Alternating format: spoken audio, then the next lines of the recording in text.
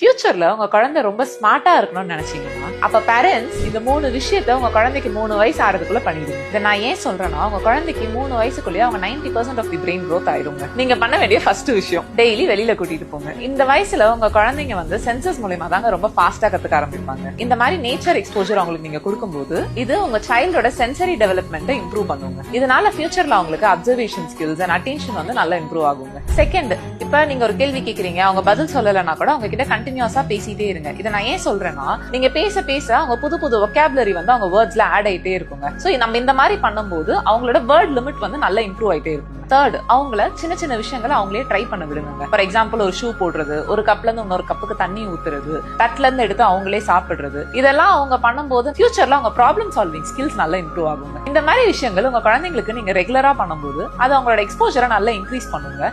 And அதே மாதிரி இது அவங்க ஸ்மார்ட்டா வளர்றதுக்கு ஒரு ஸ்டார்டிங் பாயிண்டா இருக்கும்.